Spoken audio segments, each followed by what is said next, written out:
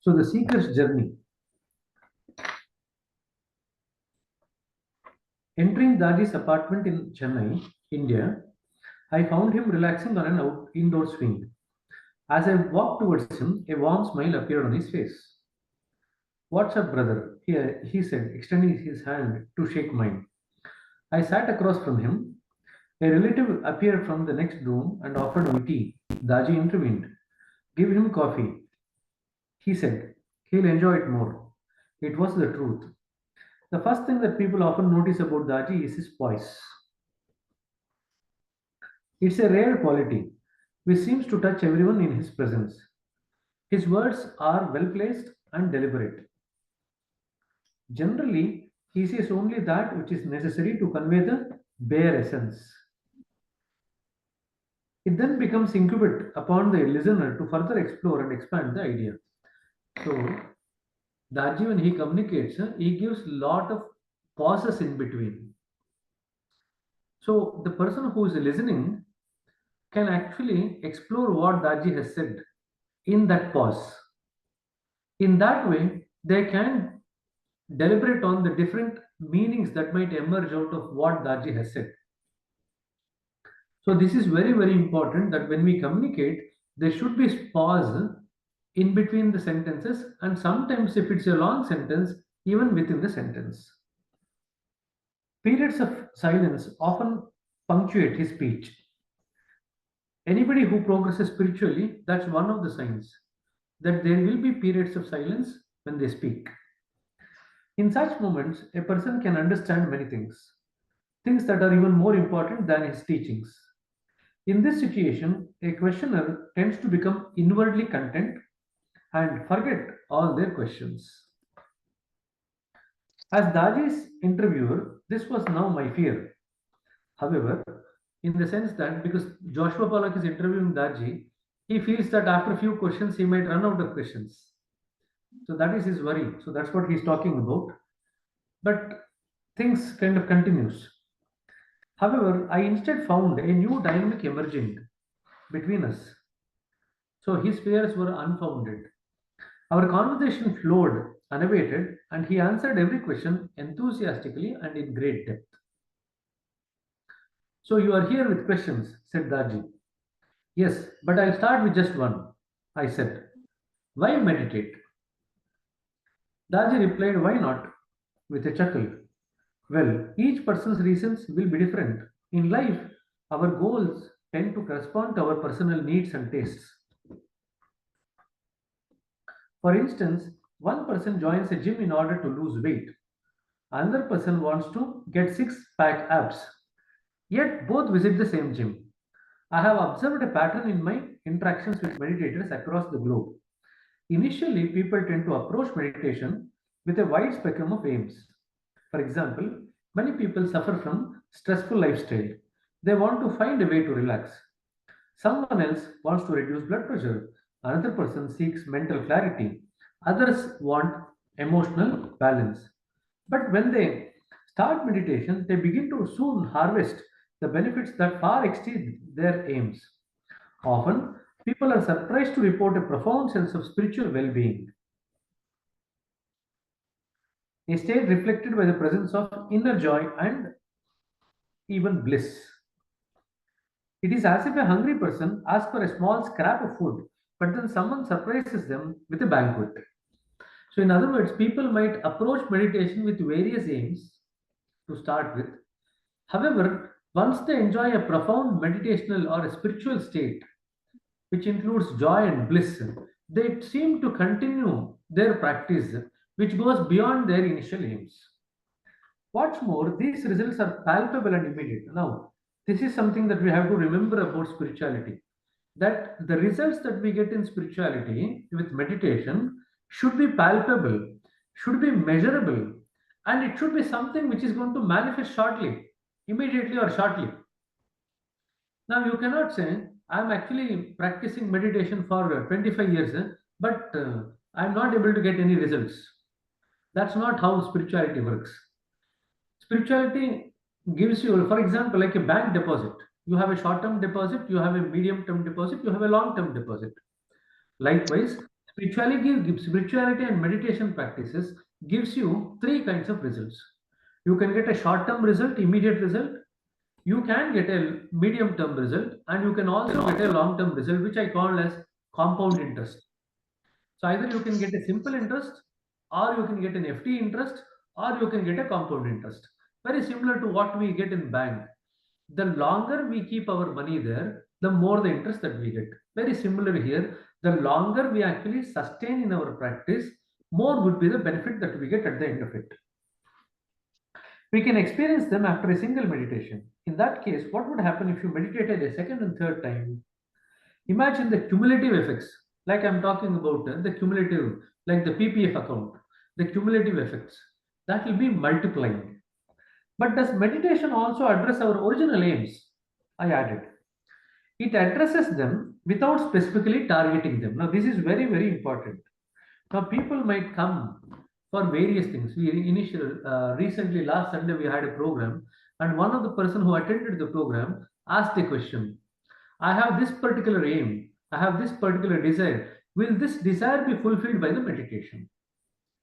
So the answer to this is it will not fulfill the desire directly. So never ever promise any abhyasi or any preceptor about any particular desire being fulfilled directly. In our system, what we get with meditation is that whatever is necessary for our spiritual progress, even if it includes something that is supposed to happen in a material realm, that is going to happen. We cannot say it's going to happen directly, it's going to happen indirectly. Meditation simply normalizes your internal state, whatever it may be. So, this is another thing that you see with meditation, that it normalizes your internal state. A stressed person, when they meditate, meditation relaxes me. That's what a stressed person will say. A person with an emotional disturbance may meditate and say meditation calms your emotions. An angry and bitter person may meditate and say meditation opens your heart and it makes you loving. So anger gets converted to love. Now, hearing these varied responses can confuse us. What does meditation actually do? We think to ourselves. So, what does it do? I asked. It creates naturalness. That's why our system is called as Sahaj Marg, natural path. So, with meditation, what is supposed to manifest in all of us? A certain degree of naturality in our interaction, in our life. In other words, artificiality is created when there are a lot of blockages in our life. The more we meditate regularly, the more we practice our system, the more the samskaras are removed from the system, we get into a state of naturality. As you proceed towards naturalness, that which is unnatural in you starts to disappear. There may be thousand varieties of unnaturalness, but there is only one naturalness. Attaining that, we resolve a thousand complaints. So, in other words, many people, although they start meditation for whatever reason, many issues that they're facing in their life gradually disappear. Because bulk of the issues that we face in our life is because of the unnaturalness, not because of anything else. The moment we start falling back into naturalness, many of the unnaturalness which are creating problems for us will start disappearing. With that, the problems also disappear. Why meditate? The answer is complex because our goal keeps changing as we progress. Today's reason is different from tomorrow's, and that is how it should be. As we meditate, wisdom grows. We better understand what we are and what we should be. Now, this is the crux of the spiritual anatomy book, going from what we are to what we ought to be. That is the entire journey of spiritual anatomy. And meditation is the vehicle that takes us on this infinite journey. Now, if the journey is infinite, can we ever arrive at that state? I asked. Then Daji said with a laugh, where? The moment you think, yes, I have made it, I have reached the goal, you will stop growing. You stop moving. Evolution can never stop. We must always be willing to change. We must be ready to go to the next step, whatever it may be. Then, having reached that step, we must be prepared and flexible enough to go further. So there are a few points here. So one is that meditation is going to give us a profound sense of spiritual well-being. It is palpable and immediate. It normalizes our internal state. It creates a naturalness. Now, these are the 4 points I want you to kind of pick up from whatever we have read. So the goals keep changing. So the moment we think that we have made it, we stop growing, we stop moving. Evolution can never stop. We must always be willing to change. We must be ready to go to the next step, whatever it may be. Then, having reached the step, we must be prepared and flexible enough to go even further. But spiritual literature is replete with examples of figures who are supposed to be perfect beings. I said, do you think that they would describe themselves in that way? That is what Daji asked. So we think that many of the spiritual gurus have reached the goal. This is what we think. But what Daji is saying is that even the spiritual gurus, they are still evolving because the journey is infinite. So that's something that we have to keep in mind. In mathematics, there is something called as an asymptote. Now, it is a line that is approached by a curve which intersect the line at infinity. That curve moves infinitely closer to the line, but the two never meet. So this is very, very important. The two never meet. They only get closer and closer. A highly advanced aspirant is like that curve. She forever approaches the destination without ever arriving. Now, this is very, very important. We don't merge with the center. We go nearer and nearer to the center. So this is very, very important point to remember. As at any given moment, she is both infinitely close and infinitely far from the goal. Yet she keeps moving. As long as the aspirant exists, the journey will be infinite. In other words, the journey is not going to end, which is why Babuji has written in the complete works that the first rishi who started swimming in the infinite ocean around the center has not even crossed half of that particular ocean. So, if you recall what is there in the complete works, this is what Babuji has written about the central region. After having crossed the 7 rings of splendor, you start swimming in the infinite ocean. The first rishi who started swimming there has not even crossed half of the ocean. So, in other words, they are still evolving, they are still progressing. So, this is very, very important for us to keep in mind.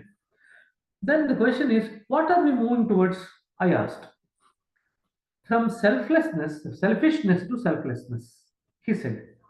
Now, this particular paragraph is very, very important because it gives you all the possibilities that occur during our meditation journey. That particular paragraph, please mark it. This whole paragraph. So, we move from selfishness to selflessness, from a reactive mind to a responsive heart, from imprisonment in the folds of the ego to the freedom of ego, from here and now to eternal, timeless existence, from worshipping forms to formlessness, from contraction to expansion, from restlessness to peacefulness, from superficial to authentic, from insistence to acceptance, from imbalance to balance, from darkness to light, from heaviness to lightness, from grossness to subtlety, from the periphery to the core of the being, the source or the higher self. Now, this is very, very important. The simple reason for that is many times after the meditation, we struggle to give our experience in words. Now, this particular words that is contained in this particular paragraph actually give you some kind of a vocabulary to just assess what is the journey that is happening, the changes that is happening within. So please mark this entire paragraph, and if possible, please make note of it. Now, very similar thing Daji has written in towards designing destiny. There is one particular page where he talks about all these changes in the consciousness from grosser level to subtleness. All these things he has written. If somebody is interested, they can have a look at that also. You see, for the purpose of meditation is to transform us. Transformation is the purpose of religion also. It is also the purpose of self-help and psychiatry. Yet, whenever we try to change ourselves in any way, we tend to encounter tremendous forces of inertia that prevent us from achieving the goal. So, what is it that is preventing our change, it is the inertia, forces of inertia. Of course, there is a lot of help available. There is no lack of great teachings, especially in the modern age. At the click of a mouse, we can access wealth of nearly any tradition. We can view the latest scientific literature on any subjects. It's an age of information. Yet information itself can only do so much for us. Darji laughed and said, I am reminded of an old couplet. Worms ate up thousands of books, but did not receive a certification of erudition. So they did not grow up in wisdom just because they ate up a lot of books. That's what a bookworm is. No matter how much knowledge you gain, it does not make you any wiser. Knowledge cannot change you. You see? So this is very, very important. Knowledge cannot change us. It makes us aware. What changes is something else. We'll come to that later on.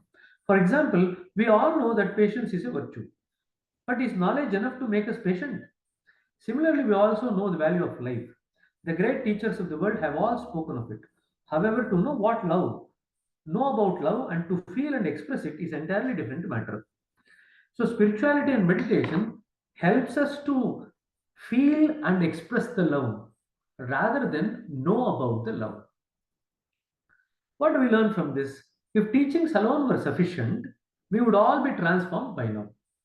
After all, many great personalities have come before us and left their great teachings behind. Yet the world remains as it is. This is very important. Many times we get into this problem of gossiping about what is happening in the world. The world was like this, will be like this, will also be like this in the future. Is like this and will also be like this in the future. The world is not going to change.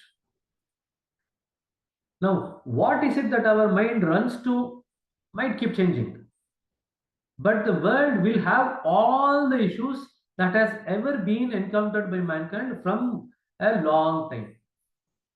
So, if we are expecting that the whole world is going to change, that is not possible without the change occurring within our own heart. So, that's a very important thing for us to remember. You may believe in the omnipresence of God. For instance, you may feel that the constant presence in your, but do you feel the constant presence in your life? This is another aspect. Most of the people who are keen on searching for spirituality are people who are behind knowledge or behind belief. If not, how does this belief help you? It may give you comfort, but being comforted by a belief is no substitute for experiencing the reality behind it. So, knowledge alone is inadequate, belief is also inadequate. Just then, someone entered the room and called us for lunch. Come, said Darji, let's eat. We sat at the table and found that the food wasn't ready. Apparently, there had been some miscommunication. Darji laughs and said, see, this is what I'm talking about. You can't satisfy a person's hunger with the promise of food. Neither can mere belief satiate a craving heart. Now, this exactly the same issue is raised by Lalaji about knowledge. If you read Truth Eternal, there is one chapter on knowledge. It's very, very informative. So, if somebody is interested, you can actually read Lalaji's Truth Eternal, the chapter on knowledge. Now, lunch arrived after a while and we ate in silence. Then Daji spoke. Through meditation, we go within and connect with something higher. Now, this is important. We connect with something higher. Now, that is what something which is palpable. Now, many of the time, the people do not actually realize that they're actually connecting with something higher. Because eventually, this strength of the connection is what pulls you inside to more and more depths of meditation. Now, if you are not able to appreciate the fact of being connected within, it is very, very difficult for you to enjoy meditation. So, now, in due course of time, we will work out what is it that we are actually connected to.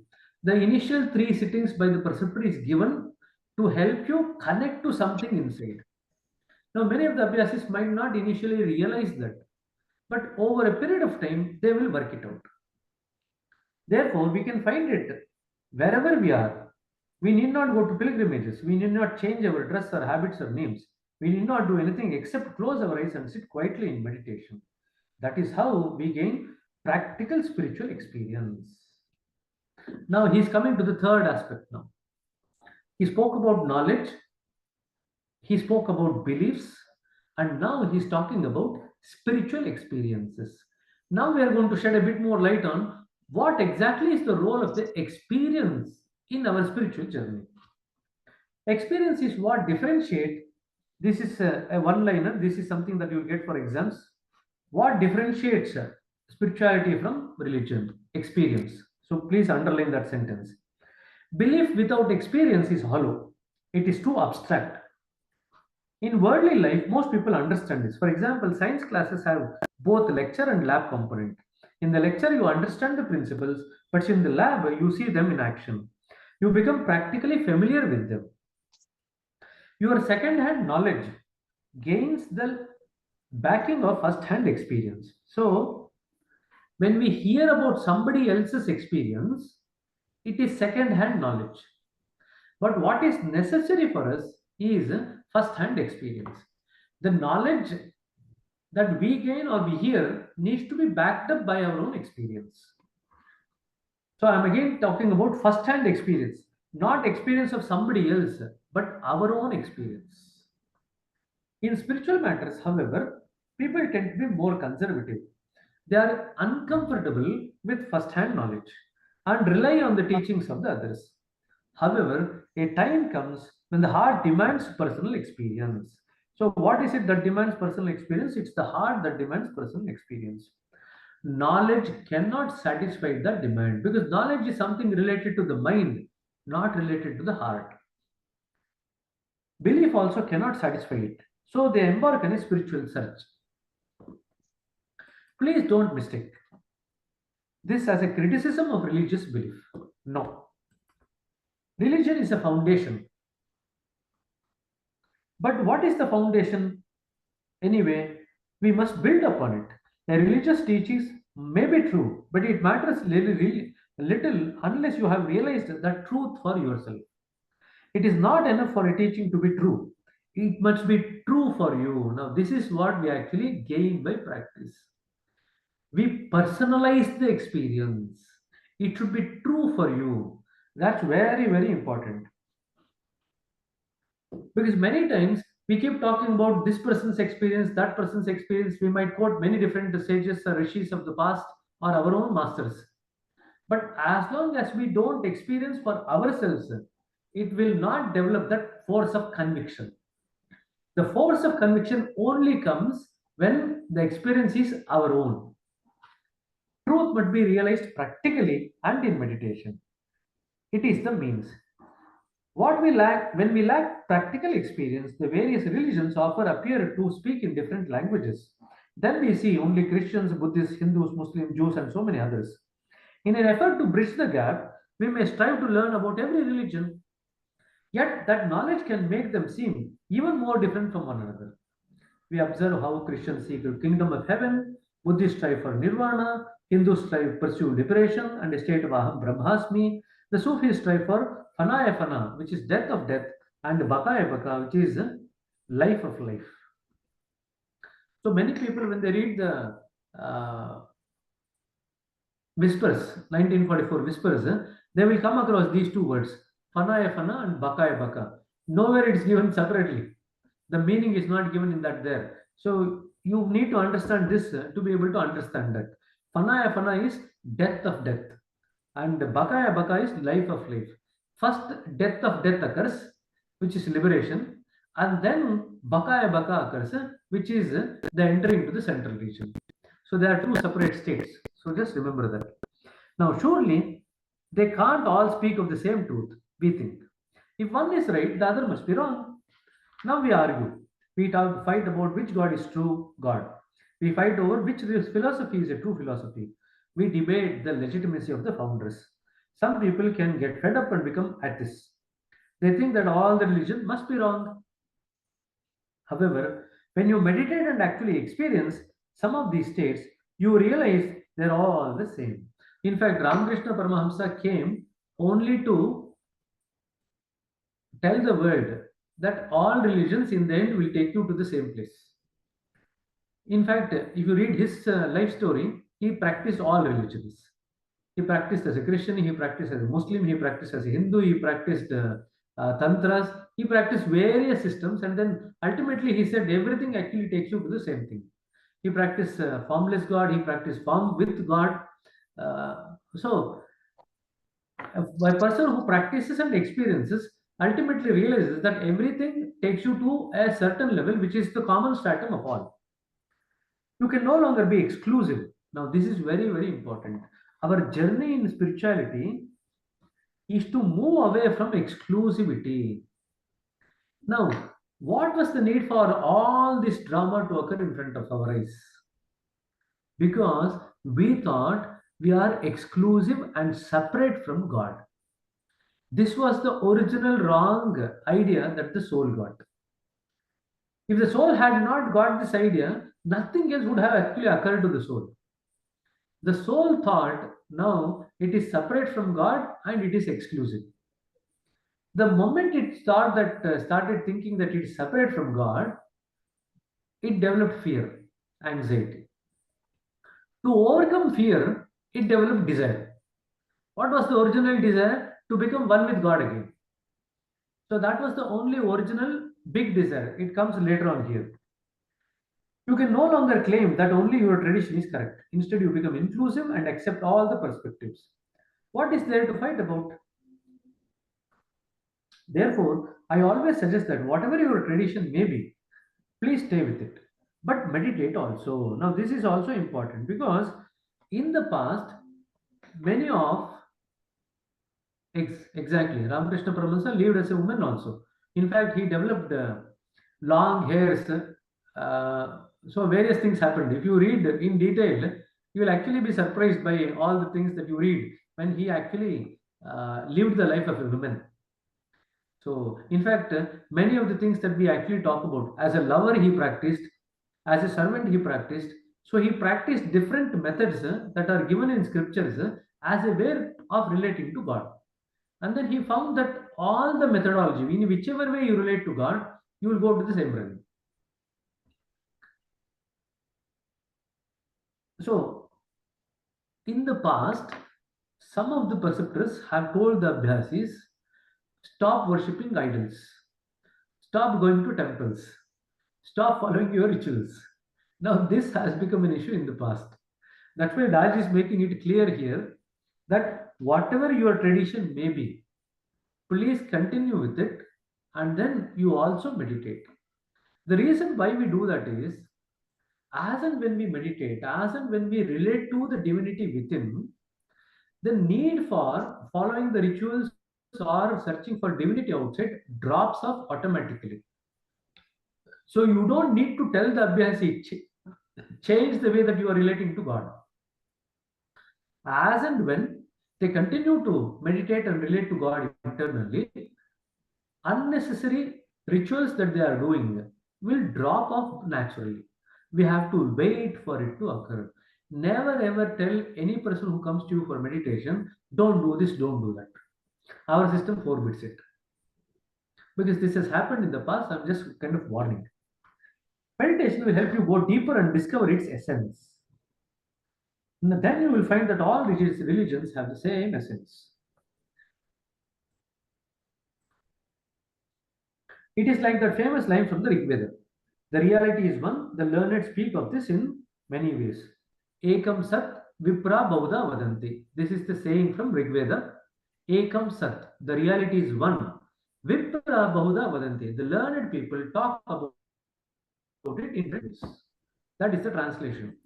The Sanskrit shloka is Ekam Sat Vipra Bauda Vadanti. Then Daji made one of his characteristic U-turns. Yet, as compelling as our meditative experiences are, they don't always succeed in transforming us. Now he's coming to the next point. So initially he said knowledge does not transform us to the extent that we want or we can evolve. Belief does not transform us. Then he said experience transforms us, the spiritual experiences. Now he is saying spiritual experiences in themselves might be insufficient. Then what is necessary? Now we'll look at that. Our experiences may be profound, They may be highly enjoyable, yet personal experience rarely translate into personal change. Does a state of rapture automatically make us kind? Does ecstasy make us loving? He shook his head. I have an Abhyasi who is a doctor in the hospital.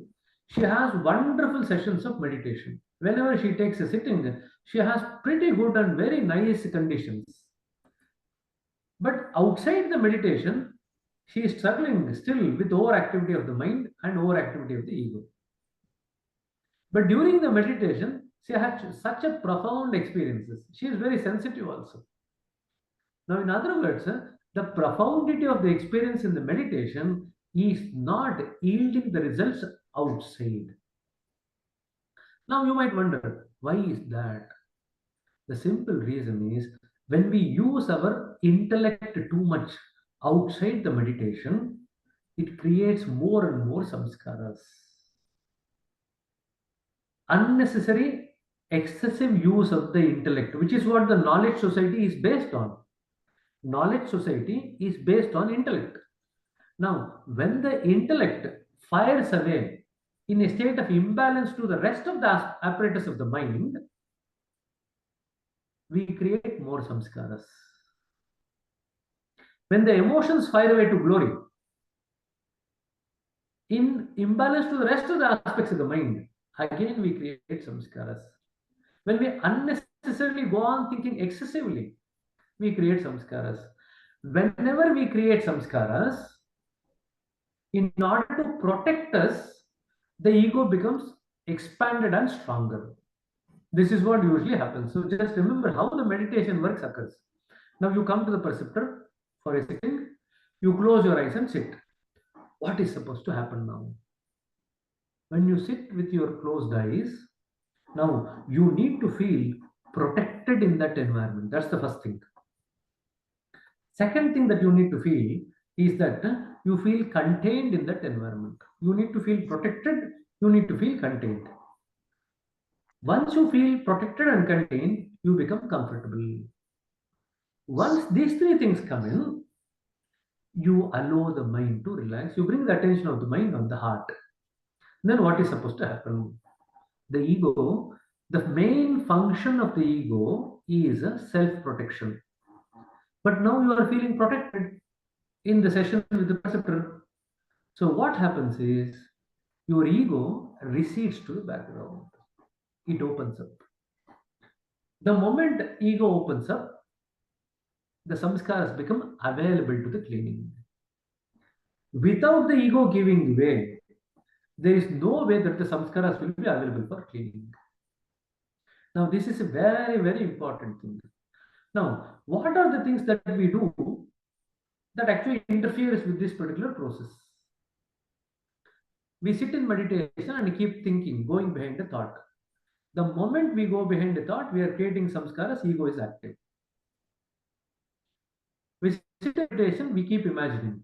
The moment we imagine, we create samskaras, the ego is active. It does not recede.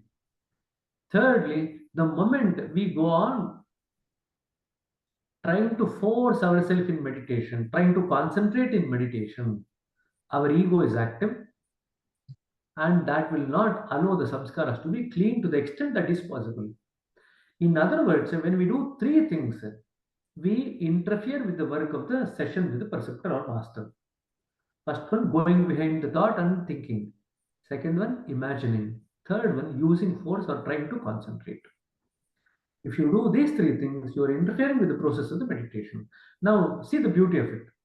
What happens at the end of the sitting? Suppose you relaxed, you are comfortable, you feel protected, ego recedes, the preceptor does the work, cleaning occurs.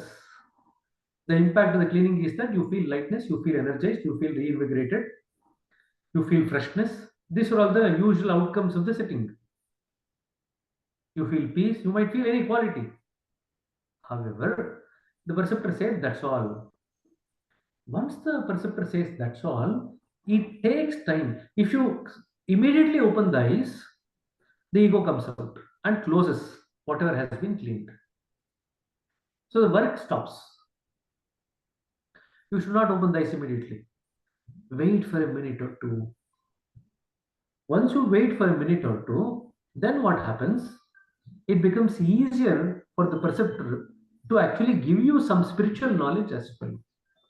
When they give you spiritual knowledge, it goes straight into your heart because ego is still no longer as strong as it normally would be in other situations. So the spiritual knowledge component that is imparted, the teachings which are imparted at the end of the sitting, goes straight into our heart. And we can actually catch the essence of it very easily because the ego is no longer obstructing it. That is what usually happens. So that period post meditation is a very delicate period. And that's something that we can actually make use of to help the Abhyasi evolve faster.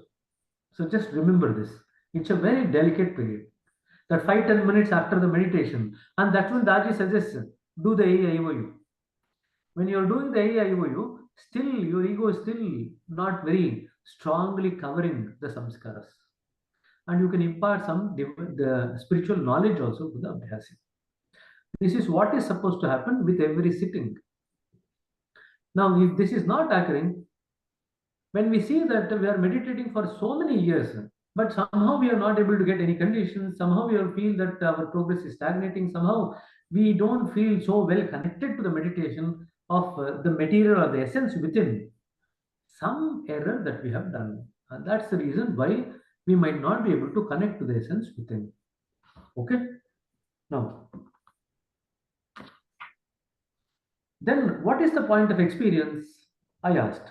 Well, when you want a donkey to move, you have to show some green grass, he said smilingly. So it's just a matter of incentive. So experience initially acts as an incentive.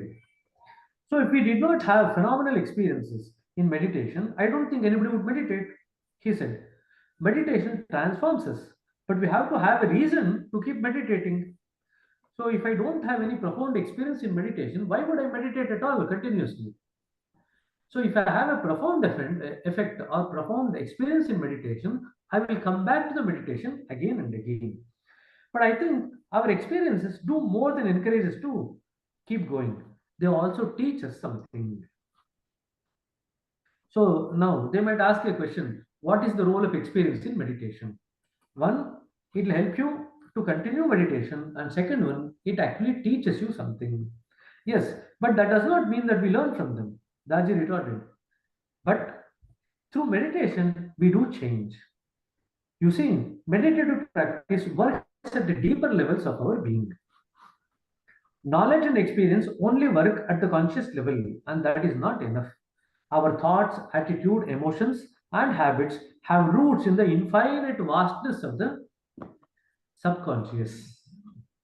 What's more, our subliminal thoughts are more powerful than the thoughts that we consciously entertain. In other words, our subconscious mind is far more stronger than the conscious mind. This is one of the reasons why we fail when restricting our efforts at change to the conscious level. So the change has to come from the changes in the subconscious mind first. Then the changes at the conscious mind level automatically occurs.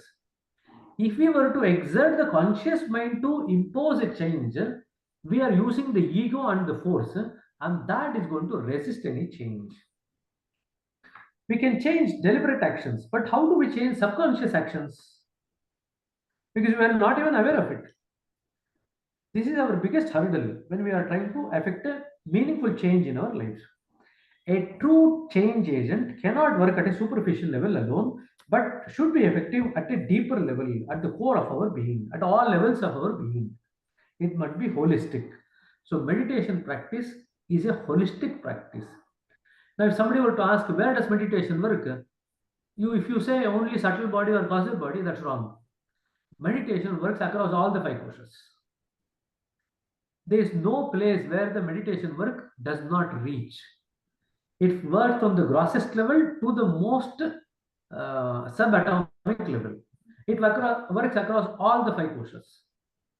So that is very, very important. It is holistic in nature. What is it that we have got? We have got five koshas. All the five koshas are worked on.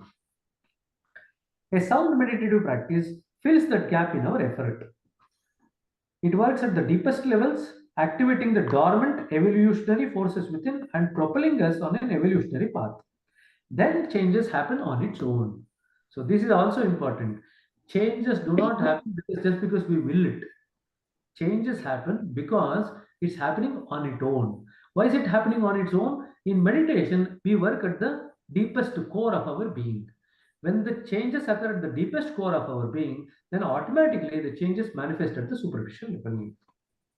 Often it happens in spite of us. We might not even notice that we have changed. Somebody else might notice that you have changed and they might tell you. We do not know why we feel so happy. We don't know why we feel so light. But yet, our family, friends, and colleagues take notice.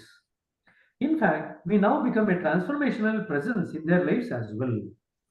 So, in other words, if we are evolving, we become capable of influencing other people's lives. But when do we evolve to that extent?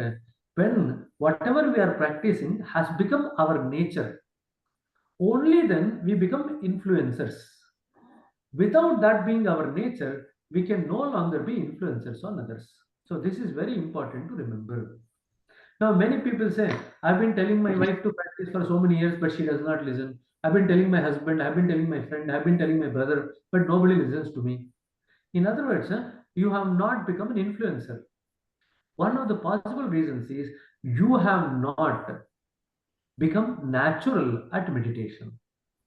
If meditation were to become your second nature, automatically your ability to influence others grows exponentially. We breathe love, we talk, walk love, we talk and live love. Now, this is our ultimate state. We breathe love, we talk love, we live love, and we walk love. This is when we enter into the central region. What is there in the central region? Ultimately, love in its most refined quality. You see, we are talking about how knowledge and experience also fail us. However, with the added practical element of meditation, they both become extremely useful. So, this is another question that you might get. What makes knowledge and experience work for you? The answer is meditation. Without meditation, knowledge and experience is a burden. But with meditation, knowledge and experience becomes a catalyst in our journey. Because through knowledge, we gain the knowledge that we gain through meditation comes first hand. I asked. Of course, but meditation also converts second hand knowledge into something useful. So, first thing that we get is with meditation, we get first hand experience, first hand knowledge. But it also converts the second hand knowledge into first hand or something more useful. When reading spiritual literature, for example, we may now find that it resonates with our own experience. It also clarifies our experience. Then it can pull us to a higher level of understanding. With practice, we also start to learn from our experiences. Previously, we unconsciously resisted changes and our experiences went to waste. But over time, meditative practices wipes out the inner resistance. Now the next question comes: how does the meditation practices wipe off the inner resistance? Then we have to understand what is this inner resistance coming from? Where is it coming from? The inner resistance is coming from the samskaras. Like a horse that runs at the shadow of a whip, all we need now is a mere hint of an experience. That's enough to trigger an internal change. We don't even require an experience. A mere hint of an experience is enough for us to change. We become like an object in the outer space where you can only need to give it a tap and it keeps going and going. There is no resistance, you see. Our experiences now have the same effect. They only need to tap you and you become ennobled. What are our experience really trying to tell us? I asked. So we are now still talking about the experiences during meditation. So experiences reflect our inner nature. So this is another question that you might get. What does experience tell us? Experiences reflect our inner nature, said Raji. For instance, when I'm angry, I have a negative experience. The anger prevents me from having the kind of experience that I would prefer to have. When I'm jealous, there is another negative experience. But when I'm loving and generous, it's a beautiful experience. And the intensity of the beauty depends on the extent of my love and generosity. So the nature of the experience depends on our inner nature. So they show you which direction to move in. I asked. Yes, they are indicators. So experiences are indicators because they show us our internal nature. When I'm like this, my experience is like this, like that. When I'm like that, my experience is like this. And due to certain meditative practices, I'm able to change as a result of this understanding. So actually, the role of meditation has not changed much from what it was before we meditated. I said, it is still like the green grass one shows to the donkey because its role is to encourage us to move in a certain direction. Daji said, yes. But now experience becomes more effective because you have removed the donkey's stubbornness. Now you might wonder, what is this donkey's stubbornness? The samskaras in us, the stickiness of the samskaras in us is the donkey's stubbornness. Now, the samskaras are the resistance. The stubbornness comes from the stickiness of the samskaras, our inner resistance. I said, yes. And a time comes when there is no more donkey either. You see, I eventually realized that there is one single factor that affects all our experience, the way that I handle my ego. Now, all these factors that we are till now talking about is happening in the heart region. All the good experiences, bad experiences, all these dualities are occurring in the heart region only. Eventually, I will work out all these qualities of good and bad, profit and loss, all nicety and not so nice experiences. All these are based on one factor, which is the ego, which is what we work on in the mind region. The higher my egoism is, the worse my experience is. The more humbler and insignificant I am, the better my experience is. So meditation is going to or should make us more humble and insignificant. Then one day a light bulb goes in our hand, in my head. How would it be if I were to become totally zero? If I were to become nothing, shunyata? In that way, there will be no resistance. And meditation facilitates this too, said Daji. I said, yes, Daji said.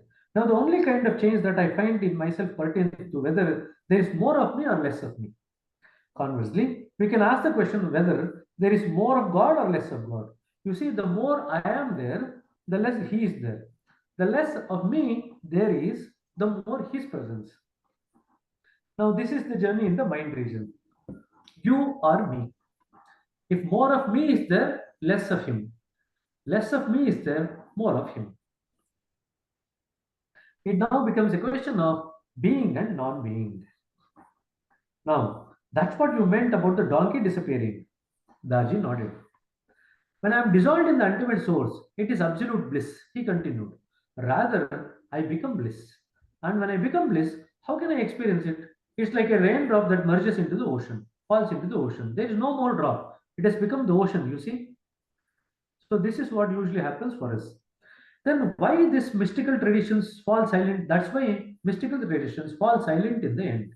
They cannot express the final state, which is so sublime and perfect and balanced. So the final state, how is the final state can be a question. It is perfect and balanced and sublime. Now Daji Babuji used to say, it is as it is. There is no way that you can actually define it. And he also used to say, if God were to become definable, then he is no longer God. Now, could a person who have attained this state ever be selfish? Could they be violent? The world faces so many challenges. Some are political, some are social, some are economic, environmental. In all cases, humanity suffers, but the world's problems are very simple. They're all because of lack of love and compassion between humans, lack of tolerance, humility, and acceptance. They are because of arrogance, hatred, and violence that have polluted the human hearts. They are prejudice and intolerance. Now, what are the two things that poison our spiritual journey? Prejudice and intolerance. I think the poison to spiritual journey, self doubt is one thing, prejudice is one another thing, and intolerance. If a person has no peace in their heart, how can there be peace around them? Such a person will always find reasons to argue and fight. Oh, mystical traditions is all meditative practices or spiritual traditions is mystical traditions. Mysticism is used wherever there is a component of spirituality involved. Mysticism is not used for religion. Mysticism is used as a word. Mystics is a word used for people who are spiritual in nature. There's an element of spirituality in their practice. So when one's own heart is peaceful, only then the interactions can be peaceful. How to solve the problem of hatred? If there is there any political solution to the problem of hatred? Can love and acceptance be legislated and enforced? Can any law change a human heart? The heart only changes when it decides to change. Now, this is again very, very important for all of us. When do we change? When our heart wills to change, we'll change. Till then, no. Now, there are three people involved in the change. One is ourselves, second one is God, third one is the Guru. All of us, all the three, have their own role to play. Now, when the intensity of craving the heart to change is so strong, it creates vibration. That vibration resonates with the center or God. Now, the Guru who is in tandem or who is in alignment with God receives that vibrations. They resonate with God. Now, God cannot come to us directly. So, what God does is He passes on the vibrations to the Guru, and eventually the Guru comes in search of the Shishya to calm those vibrations or to fulfill the needs. Now, in this entire sequence, who is the primary determinant of the progress? It is the Shishya, it is we. It is not God, it is not Guru. It is we who determine how much we progress in our spiritual journey and how fast we progress.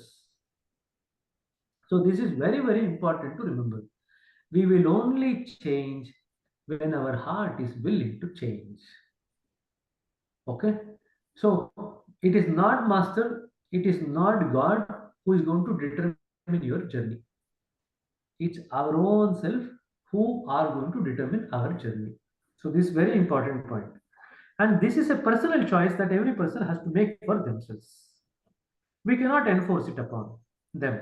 We can only inspire them and offer them the tools. Now, you are all training for preceptors. Going forward, what is your job as a preceptor? Your job as a preceptor is put in simple words are two things. Inspire the Abhyasi, give them the tools necessary for change. That's all your job is. Rest everything needs to be done by the Abhyasi. So inspire the Abhyasi. So if you are able to energize the Abhyasi, if you are able to instill confidence in the Abhyasi, if you are able to inspire the Abhyasi and give them the tools necessary, you have done your job as a preceptor. Therefore, rather than trying to transform others, let us devote ourselves in our own transformation. As for others, let us be non-demanding on them. Let us be content and love them as they are, to accept them and they as they are, and to be ever ready to serve them. Again, these four sentences that is there is all related to how we should be as a preceptor and also as an abhyasi. Let us be non-demanding. Let us be content. Let us love them as they are. Let us accept them as they are. Let us be ready to serve them as our members of our own family. This is humanity that the world sorely needs. And this is what Daji is looking forward to. Only love can make it possible to accept another person's flaws. Have you ever seen a mother give up on her children? Even if her child constantly misbehaves, gets thrown out of the school or worse, the mother remains by their side even after everyone else is fed up. This is due to mother's love. Where there is love, there is acceptance. Where there is love, there is forgiveness. Where there is love, there is compassion. Love is the root of every noble quality. Now, that might be a question. What is the root of every noble quality? Answer is love. Therefore, where there is love, do we need any other quality? When love is present, acceptance, forgiveness, compassion all become redundant. Now, we should not confuse this with the love that we can feel at the first point versus the third point versus the mind region versus the divine region versus the subtle region. Although we use the word love across all the points from the first point up to the center, the quality of love, the nature of the love goes on changing. This is very, very important for us to remember. Now, love, when it manifests in the first point, will only manifest as acceptance, certain degree of flexibility, certain degree of non-judgmental attitude. That's what it manifests as initially. But as it progresses through the Pinda Pradesh, it becomes more refined. The stage where it gets that early spark of refinement is in the third point. In the third point, love for the first time starts taking the quality of selflessness. It does not fully acquire the selflessness in third point, but it starts developing that quality. The seed of the selflessness is sown in the third point. Now you might wonder, how is it possible? So it is possible because in the second point, it's the soul point, the Atma Chakra. You would have experienced a state which is kind of detached from the body for the first time. In the first point, you don't experience it. In the first point, all the experiences are associated with the attachment, strong attachment to the body. But there is some degree of refinement. That's all that occurs in the first point. Less desires, contentment, flexibility, some degree of generosity, and acceptance. These are the qualities in the first point. But beyond that first point, you move to the second point, you have the Atma Chakra, you experience the peace of the Atma, you experience the nothingness of the Atma, you experience the happiness of the Atma, the calmness of the Atma. And you also, for the first time, experience the seed of liberation in the second point. You get liberation at the sixth point, but the seed of liberation is sown in the second point. Now, once that is sown, then what happens when we come to the third point? We have had experience of the detachment from the body for the first time. That's why in the second point we develop vairagya. Why is that we develop vairagya in the second point? Because the detachment from the body has occurred for the first time in experience for us. So we now come to the third point with the experience of the peace, nothingness, detachment from the body, and vairagya. There, for the first time, we are able to go beyond the selfish love to some degree of selflessness. The full degree of selflessness love manifests for the first time when we go to the sixth point. But the seed of selflessness is sown in the third point. So I'm just giving you this example because I want you to understand, although we use the word love many times in many different contexts, what we mean is different at different points. The quality is different. The kind of love that the Chari used to talk about, love all whom he loves. Now that is a totally different quality. Now that quality of love we only get when we enter into the central region. Now that should not prevent us from trying though, but it is difficult. Depending on if you're in the Pinda Pradesh, it is more difficult. If you're in the mind region, to some extent, it might be more easier. But still, you have the limitations of the ego in the mind region also. So the problem with the expression of full expression of the love in its most refined quality is that in the Pinda Pradesh, you have the dualities of qualities which is clouding the love. In the mind region, you have the various layers of the ego which is clouding the love. So the love which is of the most refined quality in the central region, by the time it manifests in first point, it is so altered that it originally loses its original character. That's why we are not able to feel that love like we can feel when we are in the presence of Daji. Why is that we are able to feel much more love in presence of Daji? Because it is untainted either by the ego or by the duality of characters. Then we can experience that sublime love. So I just wanted to clarify this point because this is a very, very important thing that every one of us need to understand. Although we keep using the word love, the context, the meaning, the quality, and the definition will keep changing as we progress. When love is present, acceptance, forgiveness, and compassion all become redundant. Love alone is sufficient. No other quality is required. If you look at these qualities that Daji talks about, acceptance, forgiveness, and compassion, acceptance comes at the first point. Forgiveness comes at the third point. Compassion comes at the third point. So he is talking about how love is evolving to encompass all these things as it becomes more and more refined. But initially, these three qualities are necessary. We all know this. The great teachers of the past and present have all said so. But if teachings were enough, wouldn't we have transformed by now? So Daji is now talking about experience itself is not enough. Experience is necessary along with knowledge and the learnings. Now he is now gradually taking us to the next level where he talks about if everything teaching was enough, we would have transformed by now, but we are not transformed. What is it that is preventing us? What is it that we can do? That is the chapter that we are going into, which is the demystifying meditation. Now I'll stop here for 5 minutes. If there are any questions, you can ask. Sorry, brother, which book you were reading? I was not You're initially talking there. the Heartfulness. Okay. I want all people to have the book in your hand and underline some of the points and the sentences that I tell you because they're all quite likely to be part of your exams. So that's one of the reasons why we are doing this exercise. So this exercise will continue for the next 10 days where we'll go through the book, talk about important points, something which is important for an abhyasi, something which is important for a preceptor, for their work, and something which is relevant for your examination preparation also. That's the whole focus of the next 10 days. If there are no questions, we'll move on to this next few pages. This is very interesting because it gives you more and more clarity on the kind of practice that we are supposed to do. Now, demystifying meditation. The practice of meditation forms an integral part of many contemplative traditions. It is said to be the most effective approach to divinity, transcending both ritual and belief. Rituals are the actions we undertake at the physical level of existence, but they remain at the physical level. Beliefs remain at the mental level. Now, this is something that you need to understand to mark that particular line rituals versus belief.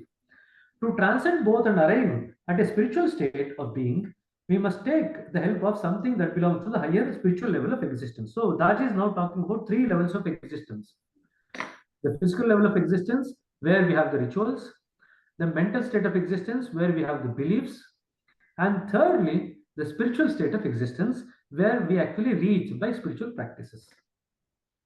This is the approach that we take in heartfulness meditation. We better understand it. I decided to start at the beginning. Again, he asked the same question, Joshua Pollock. What is meditation?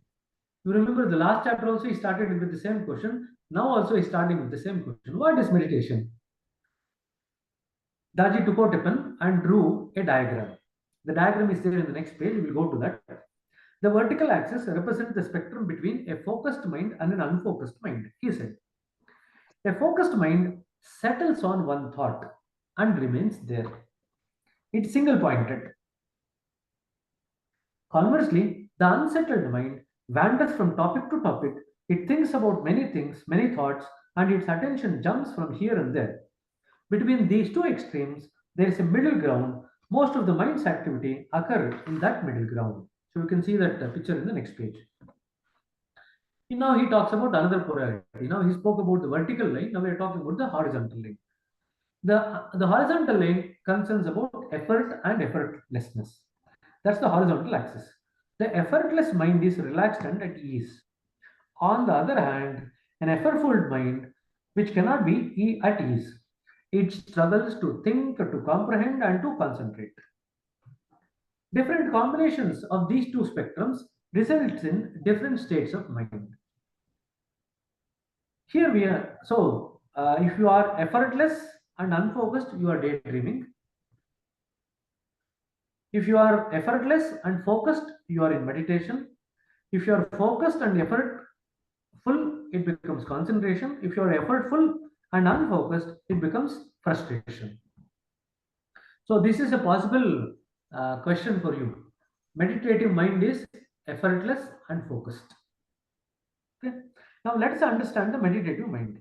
As you can see, it's a mixture of focus and effortlessness.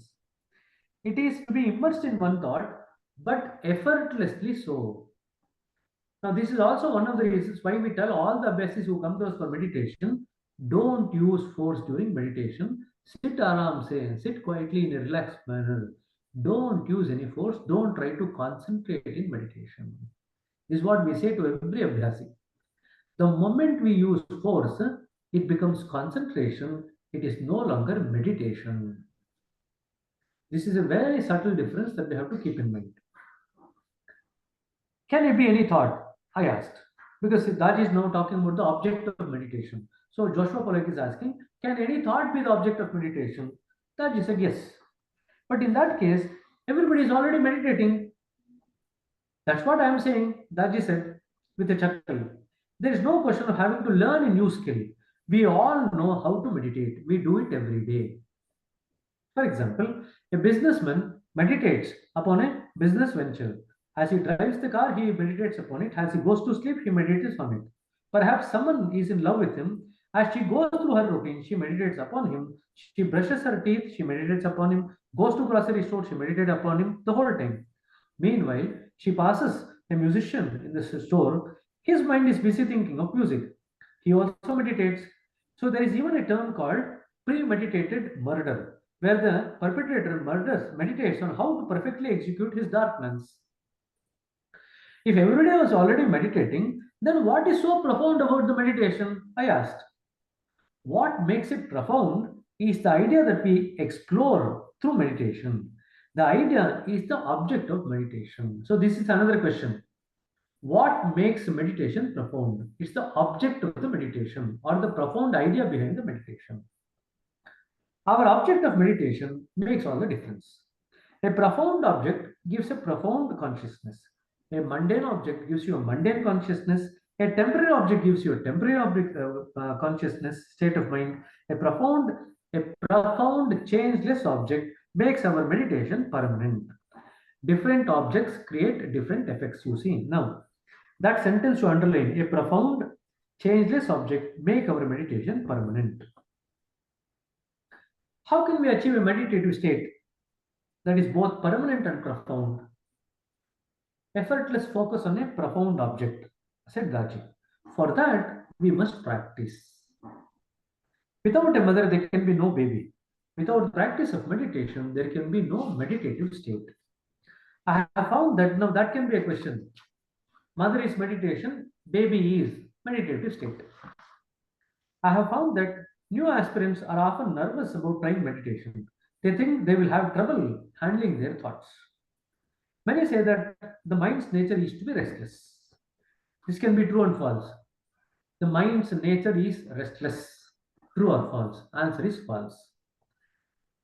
They say that its natural state is the one of disturbance. I disagree. I would like to dispel that notion. Why is the idea of difficulty? Why is this idea of difficulty so entrenched about meditation? I asked him. Many established teachers have opposed this view, said Gaji. In my opinion, they perform a disservice to the cause. If they believe, if you believe that the mind is inherently unstable, it becomes your enemy. Then what are you going to do with your enemy? You fight with it. So meditation becomes a fight, a battle. It becomes an exercise of suppressing the mind. But have your thoughts and emotions ever prevented you from enjoying a good film? No, I said. Have you ever stopped? Has it ever stopped you from enjoying a delicious meal? No, I replied. Why not? Keep rest. A film draws your attention, I said. A good meal draws your attention, then you don't notice such things. Exactly, said Daji. When something draws your attention, now he's coming to the next point. When something draws your attention and holds it there, you become unmindful of the unwanted thoughts. You only need to give your mind to something to sink its teeth in, something really absorbing. Then you will observe just how naturally it stabilizes, effortlessly it focuses.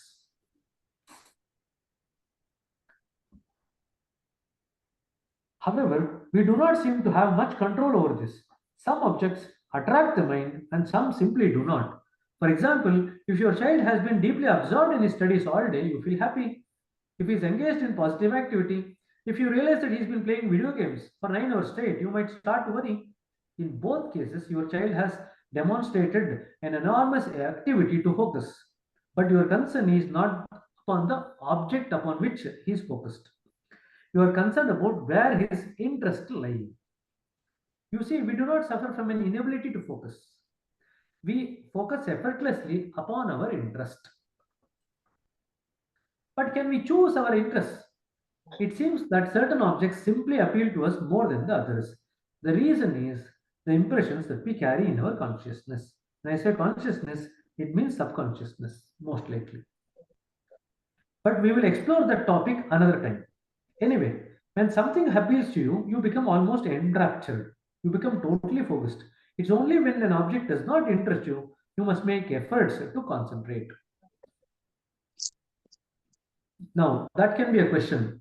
What holds the mind's attention? Your interest, your attraction to it. For instance, what happens when you read a book on a subject that you don't like or speak to your heart? Your mind wanders for every second sentence, right? Eventually, you realize that you have no idea what you have just read. You scan back in the text until things start to look familiar. To finish the book, you will have to concentrate really hard. Interest succeed where force do not. So he is giving you a clue for us how we should meditate. We should meditate with lot of interest and curiosity because every meditative session is an exploration of our own self. And who should be interested in our own self? Apart from we, who else can be interested in our own journey? So only we can be interested in our own journey. Nobody else can be interested to the same extent in our journey. If that is the case, we have to ask ourselves, have we developed that level of interest within ourselves to explore ourselves? So that please underline that line. Interest succeed where dash do not or does not. So that might come as a one liner. Right, Siddhaji. If you have been keen in a project, you will certainly succeed. If you're not interested, you struggle. Without interest, any activity becomes a drag. Unless the mind finds an idea attractive, it is about to stay on that topic. It would rather focus on something else. Concentration and focus are not the same thing, are they? I remark. Now he's talking about concentration and focus. True focus is effortless. It happens naturally. It is only when it does not happen on its own that we have to make efforts. That is what concentration is, an attempt to focus. Effortful focus is concentration. Effortless focus is meditation. So please make this distinction very clearly in your mind. So when an abhyasi comes to you and says that I am putting lot of effort to meditate, it's your job as a person to tell them not to put any effort, just to sit there aram se with full relaxation. They don't need to do anything in meditation because bulk of the work in the sittings is done by the preceptor or the master. The abhyasi doesn't need to do anything. They just need to sit and be recipient, passive recipient to what is being done on them. That's all. Now, we define meditation as thinking about one thing continuously. Now, this is another wrong definition of meditation. Thinking about one thing continuously. Remember, in meditation, there is no thinking involved. We say, don't go behind any thought. So, don't go behind the thought of the meditation also. Leave that also. Just sit quietly. Therefore, many people mistake it for concentration. But meditation is not concentration. Now, this is something that might come as a one liner, one mark question. The difference between meditation and concentration.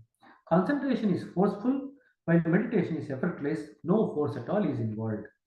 In concentration, you have to marshal your mind. So I'll just explain now. Concentration has two components. One is you have to bring your attention on one particular object. That's the first part of the concentration. The second aspect of the concentration is you have to suppress everything else.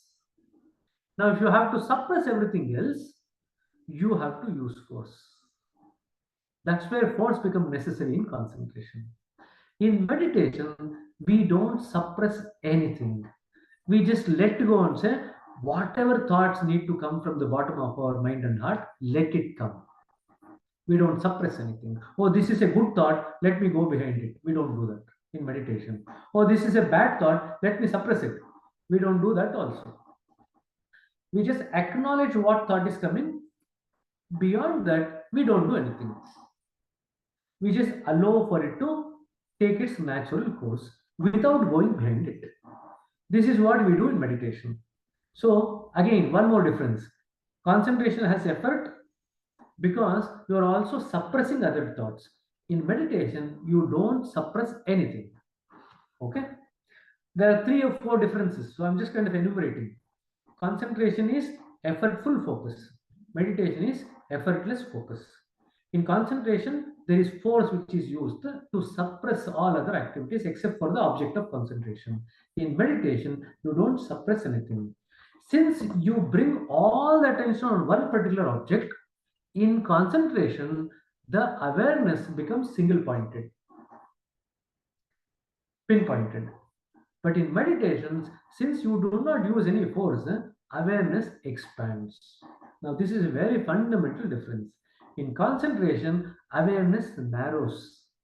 In meditation, awareness expands. Now, in concentration, you have to marshal your mind. You focus on a single idea to the exclusion of all other ideas that you would prefer to be thinking about. The more deeply you concentrate, the more exclusively your awareness becomes. So there is a degree of exclusivity that the awareness develops. But in meditation, awareness becomes inclusive. It's a very big difference. So the result will be different. If you allow the awareness to expand, then you are rightly meditating. If you are allowing the awareness to become narrowed down, then you are not meditating properly. You are only concentrating. Now, as at its highest pitch, your entire awareness focus on a single point, excluding everything else. That requires effort. It is not easy to arrest the flow of the thoughts. Now he's giving another hint now. The mind has natural momentum and direction. Please remember these two things. Underline that particular line. The mind has a natural momentum and a direction. This is very, very important. So when an abhyasi comes to you, suppose if a abhyasi comes to you with a heightened state of momentum of the mind, you should be able to pick it up. Oh, this abhyasi is actually thinking pretty fast. Oh, this abhyasi is thinking too slowly. This abhyasi's mind is acting too slowly. Now, is the abhyasi's mind working at an optimal momentum? That's something that has to be worked out. Now, you might wonder, all right, every person has their own momentum to their mind. So, how do you pick up which is fast, which is slow? Over a period of time, you get a knack of that. That's one thing. Second thing is the mind flowing in the appropriate direction? One of the jobs of the perceptor when they give sittings is to gradually change the direction of the mind in terms of its flow from the worldly things towards the spiritual things. That is part of the work of the preceptor. So you change the direction of flow of the mind. That is very, very important. That is exactly what is being done in the first three sittings. You change the direction of flow of the mind. So the mind has two characters, remember. It has a momentum, it has a direction. Now, but if you are forcing it to go elsewhere, it is like trying to divert a rushing river. Even if you manage to wrestle your mind into submission during the meditation, you will have to hold. Can you hold it there? The moment you relax your efforts, it bounces back like a tightly coiled spring. How long can you maintain with such intensity of effort? Even though some people equate meditation with concentration, they also say meditation should be relaxing. They say that it should give us peace. So when you are using force, there is no question of relaxation or peace. Can meditation be relaxing and peaceful when we are applying so much effort to concentrate? Said Darji. So let us forget about concentration. For worldly matters, it may be necessary, but it fails entirely in the spiritual field. But we define meditation as a state of focus. I reminded him. Then Darji corrected, effortless focus is meditation. In such a state, your mind naturally settles on one particular thought. Settling is different, forcing is different. In concentration, we are forcing the mind to go in one particular direction to the exclusion of others. In meditation, we are allowing the mind to settle on one idea without any force. We let go of all the things, let every thought go. Then naturally, the thought that we take as a supposition that gradually starts descending into the consciousness, and our mind settles on that particular thought. That's all that happens in meditation. This happens by itself when an object is able to attract and hold your attention. Now, initially, don't expect that every abhyasi will be attracted to the thought of divine light. No, not necessarily. But eventually, as and when they get a taste of it, they start settling into onto this particular idea. It starts attracting their attention. So the mind settles on an idea which is attractive and which is which can hold your attention. Now, how do you know that it can hold the attention? By getting a taste of it, you will know that it can hold my attention. When your attention is thus harnessed, you are in a state of absorption. So gradually, as and when the mind settles down onto the object of meditation, which is the divine light, the source of divine light that's there in the heart, we call that state as a state of absorbency. This is another word used for meditative state of mind. Absorbency means the mind has successfully, effortlessly settled on the idea of meditation. That is absorbency. However, attraction is double-edged. It is another word for desire, you see. What is desire really? Now, that is another mark. One marker you might get as a short answer question. Desires is the soul's misdirected urge for completion. That's the definition. Said Daji. The soul craves union with the original source. That is the real desire, the big desire. Until we know where to look for, we tend to seek fulfillment externally instead. So, this particular three lines from the desire to the big desire, that can come as a question. Any part of that sentence or paragraph can come as a question. I will tell you a story. One day, an ant was crawling along a leaf when a sparrow landed next to her. What amazing sights you must see when you fly so high in the sky, sighed the ant. I only ever see twigs and leaves and pebbles. Please tell me what you see from up there.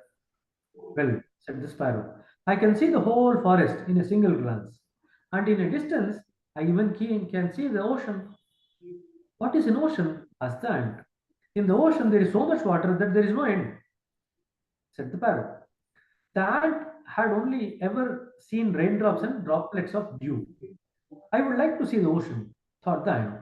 Which direction is in the ocean? Is the ocean? She asked the sparrow. Oh, it's in that way, said the sparrow, pointing with its wing. Thank you, said the ant, and she set off. She walked for hours and hours, and finally she encountered a mud puddle. She the ant looked to see if it could see the other end. But as far as she could see, there was only water. At last, I have reached the ocean, said the ant. That is the situation in which we find ourselves, laughed Daji. We mistake the empirical for the eternal, the finite for the infinite, the mud puddle for the infinite ocean. We seek fulfillment in various objects. However, the satisfaction we derive is limited and temporary. Really, feel it makes us feel even emptier inside. This is because we lack contact with our inner source of contentment. Without such contact, we have little chance but to try to fulfill that deeper need in other ways. So we keep trying throughout the life to fulfill this inner urge for contentment with external objects, and we fail miserably throughout life after life. For instance, suppose your daughter is crying on a long car trip. Then you pass by an ice cream parlor and think, oh, this should stop her crying. You will stop and get her an ice cream and she is happy. She is totally and effortlessly focused or absorbed in the ice cream cone. Her mind settles. Really, she is in a state of meditation. The ice cream solves the problem of her dissatisfaction, but it's only a fleeting solution, you see. Afterwards, you will have to find a new way to keep her mind occupied. Furthermore, you have now conditioned the mind. You have offered her the ice cream as a solution for restlessness. She'll ask you more. She will more likely to ask you for ice cream the next time she feels unsettled. She will certainly request you in your next drive, even if it is a very short one. So no more ice cream, I guess, I said. No, no, no. She will never forgive me for that, said Daji. But I was referring to myself. With a limited object of meditation, your meditation provides only limited fulfillment. With a temporary object of meditation, your fulfillment is only temporary. But afterwards, you become restless all over again. If you really enjoy your state of absorption, you will seek its repetition. In doing so, you create a cycle of fulfillment and lack. If you like the ice cream, your mind gravitates towards it. If you prefer whiskey, your mind goes in that direction. Your mind pursues whatever it attracts. Then we become caught in the cycle of desire and fulfillment. Until we fulfill that desire, we are unstable and restless. After fulfilling it, we again become unstable and restless. We are like pendulums swinging between lack and fleeting happiness. Either there is lack of are fulfilled, we have fleeting happiness. The more desires we have, the more difficulty they are to fulfill. Even when they are fulfilled in one area, we remain dissatisfied in other areas.